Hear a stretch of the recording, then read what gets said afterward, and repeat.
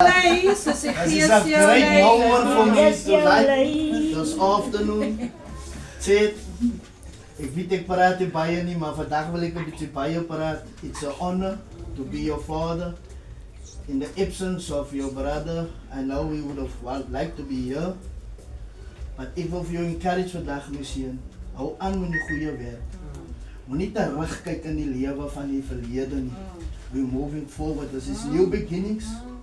All of this is new beginnings. Ek weet jy wil huil. I know your heart. But dit is tears of happiness. En hy is wat ek altyd wil sien by my kinders.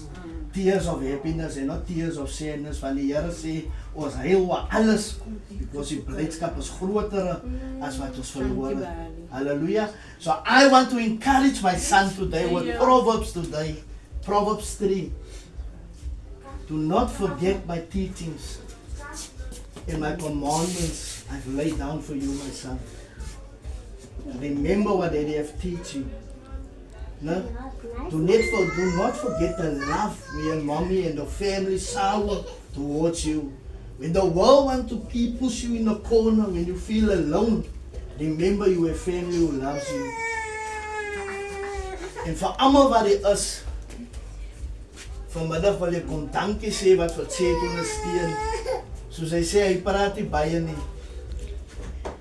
As hy, soos jou auntie gesê het, as jy jou voete by die huis van die Here oor sy drempel sit, 'n lang lewe sal jy op bewaar.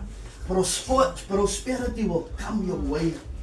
Do not let the love and the faithfulness leave your heart and lay it on the table of your heart today. So I'm grateful for everyone that is here.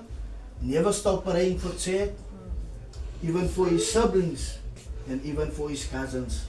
So I know God have a great future for all of them, and may the Lord bless you. Amen. Amen.